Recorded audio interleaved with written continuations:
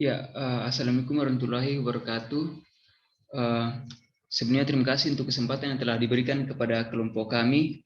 Jadi pada kesempatan kali ini kami dari grup F akan memaparkan materi kami terkait dengan upah minimum provinsi. Nah, adapun anggota-anggota dari grup F sendiri yaitu ada 5 orang, ada Febriani Hamzah, ada saya sendiri, Harun Saleh, dan ada Kofifa Eka Nursinta Putri, kemudian ada Muhammad Khairul Basyar, dan juga ada Rosmawati Rusli. Nah, mungkin tanpa membuang-buang waktu, kita akan langsung masuk ke dalam materinya. Silahkan diganti slide. Ya, jadi untuk pembahasan materi pertama, saya akan langsung persilahkan kepada teman kelompok saya itu, kepada Feby untuk menjelaskan terkait dengan materi pembahasan. Silakan. Baik, terima kasih kesempatannya kepada moderator. Di sini kami dari kelompok F akan membahas mengenai untuk materi pertama itu pengertian UMP, materi kedua mengenai perbedaan UMR, UMK, dan UMP, materi ketiga mengenai manfaat penetapan UMP, dan materi terakhir yang keempat bagaimana keterkaitan UMP dengan kemajuan perekonomian negara Indonesia. Selanjutnya saya akan membahas materi pertama.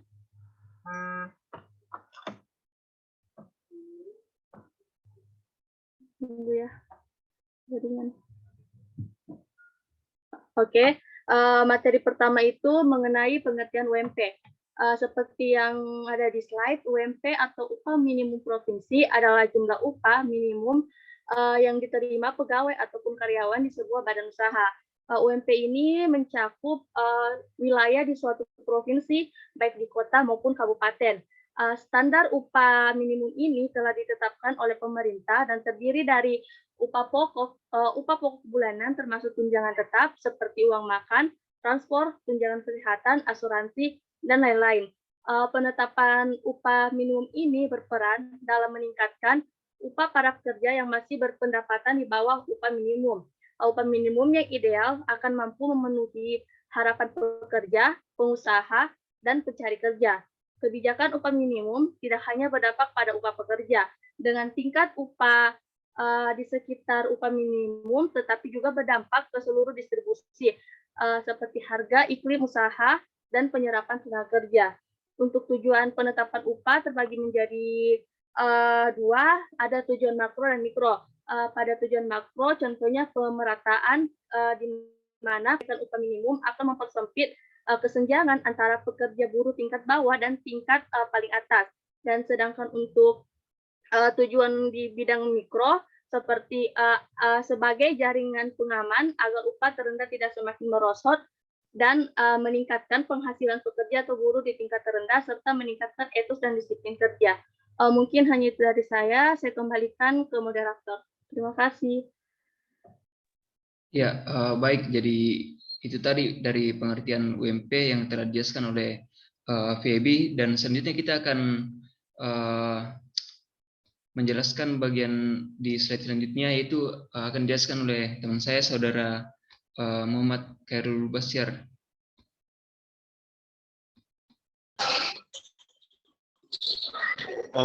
Baik, terima kasih. Mungkin untuk tampilannya bisa di next dulu. Baik, terima kasih atas kesempatan yang telah diberikan. Selanjutnya yang akan saya jelaskan itu perbedaan UMR, UMK, dan UMP. Perbedaan UMR, UMK, dan UMP terbagi menjadi 4, yaitu pertama area cakupan, di mana UMK ditetapkan untuk mengatur batas upah paling rendah di setiap kabupaten atau kota. Sedangkan UMP ditetapkan untuk seluruh kabupaten atau kota yang berada di lingkup provinsi. Yang kedua, wewenang.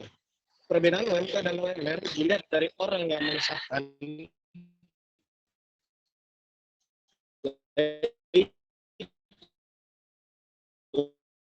UMK oleh bupati atau oleh gubernur dalam melihat berbagai pertimbangan kondisi tiap kabupaten atau kota. Selanjutnya, waktu penetapan. Perbedaan UMR, UMK, dan UMP berikutnya dapat dilihat dari waktu penetapan. Misalnya, UMP ditetapkan pada 21 November tiap tahunnya, sementara UMR atau UMK ditetapkan pada setiap tanggal 30 November tiap tahunnya. Dan yang terakhir atau yang keempat, faktor yang mendasari. UMP umumnya ditetapkan atas dasar kondisi ekonomi serta kondisi tenaga kerja di suatu wilayah provinsi. Sementara UMK yang mendasari penetapannya seperti pertumbuhan ekonomi, inflasi daerah, gaya hidup, dan pertimbangan lainnya. Mungkin sekian yang bisa saya jelaskan, saya kembalikan kepada. Ya, baik. Jadi itu tadi penjelasan dari Saudara Muhammad Khairul Basyar. Sekarang kita akan masuk ke bagian selanjutnya, yaitu terkait dengan manfaat daripada penetapan UMP. Jadi tentunya ketika kita menetapkan sesuatu, baik itu sebuah kebijakan atau apapun itu, pasti akan ada manfaat atau alasan kenapa kita menetapkan hal tersebut. Nah, di sini kita akan mengetahui untuk manfaat penetapan UMP sendiri yang akan dijelaskan oleh teman saya, yaitu oleh Kofifa Eka Nursinta. Silahkan.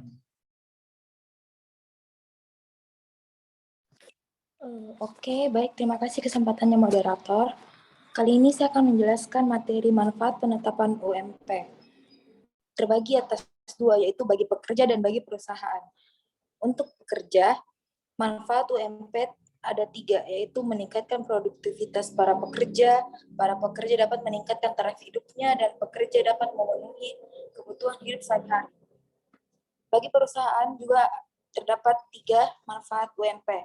Yang pertama, dapat lebih mudah memproyeksikan kekuatan finansialnya setiap tahun. Yang kedua, dapat memprediksikan biaya pegawai secara jangka panjang. Dan yang terakhir, dapat menarik investor yang ingin menanamkan modal. Mungkin sekian materi yang saya bawakan, saya kembalikan ke moderator. Terima kasih. Ya, baik, terima kasih.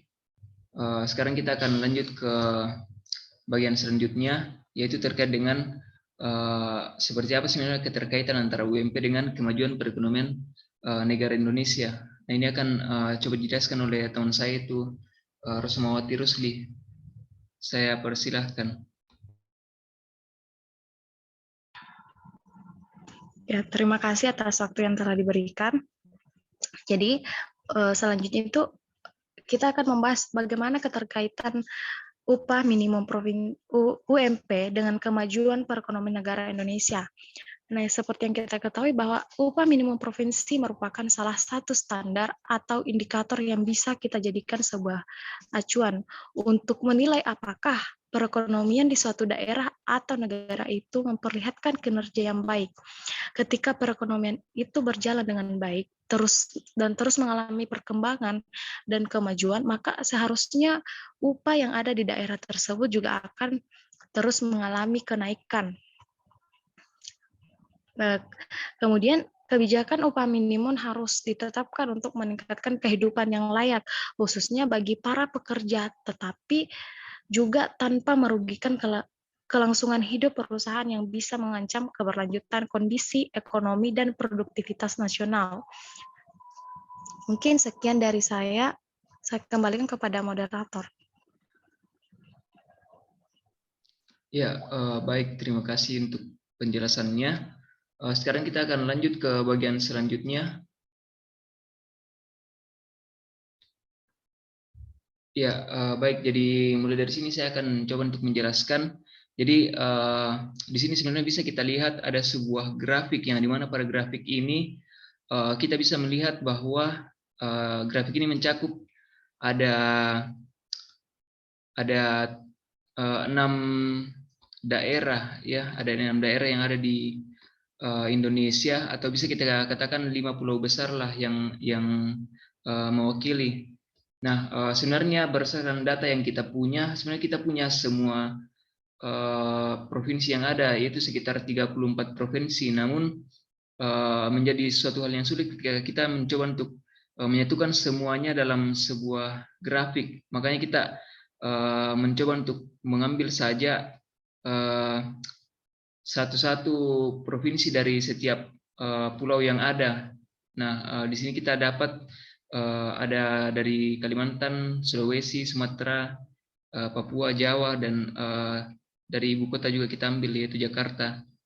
Nah, di sini kita bisa lihat datanya memperlihatkan bahwa kita mengambil data dari tahun 2000 hingga 2020, yang dimana itu artinya ada sekitar 20 atau 21 tahun.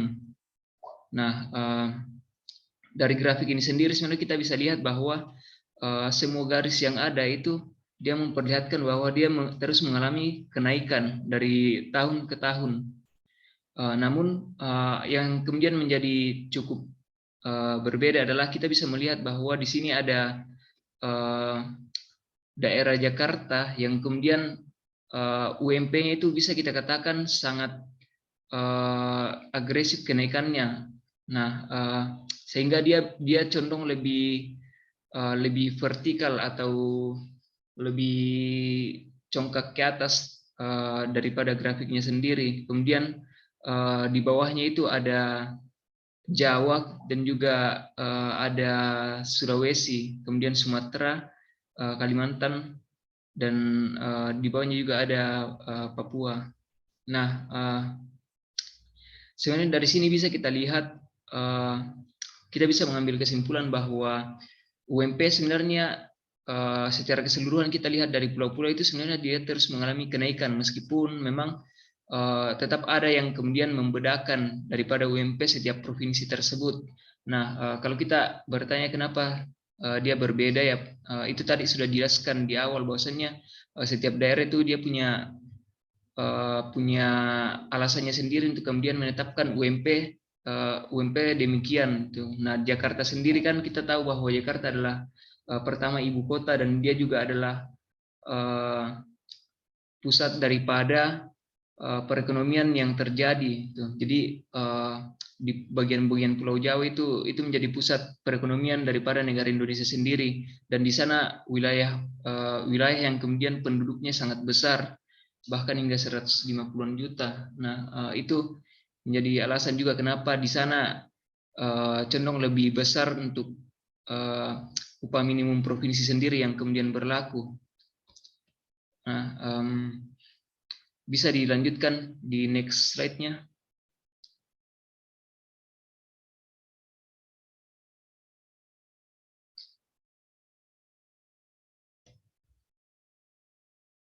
Oke, di sini ada UMP Indonesia pada tahun 2000 sampai 2020. Nah, di sini sebenarnya bisa kita lihat juga bahwa dia cenderung mengalami kenaikan. Jadi UMP Indonesia ini adalah rata-rata daripada 34 provinsi. Jadi di sini kita bisa berkesimpulan bahwa dari tahun 2000 hingga 2020 secara rata-rata UMP yang ada di Indonesia, daerah-daerah sebanyak 34 provinsi itu sebenarnya dia terus mengalami kenaikan. Jadi dia tidak pernah mengalami atau sangat jarang sekali mengalami yang namanya penurunan. Dia terus mengalami kenaikan dari tahun ke tahunnya. Nah, sebenarnya ini menandakan bahwa Indonesia sendiri sebenarnya dia mengalami kemajuan. Tadi sempat jelaskan juga sama teman saya itu Rosma bahwa ketika kita bicara keterkaitan antara UMP dengan kemajuan perekonomian suatu negara, maka harusnya itu berkorelasi positif. Gitu. Ketika suatu negara itu maju, otomatis pasti dia memberikan gaji yang lebih besar kepada para pekerjanya atau tenaga kerjanya, atau ketika tenaga kerja itu memiliki gaji yang besar, maka otomatis mereka akan punya konsumsi yang punya uang untuk dikonsumsikan, diinvestasikan lebih banyak, sehingga itu kemudian akan mendorong dan lebih menggairahkan lagi bagaimana perekonomian itu berjalan dari sisi konsumsi, produksi, dan arus keuangan yang ada di suatu negara. Itu semua pasti akan berdampak ketika pendapatan daripada setiap tenaga kerja itu bisa kita katakan terus mengalami kenaikan.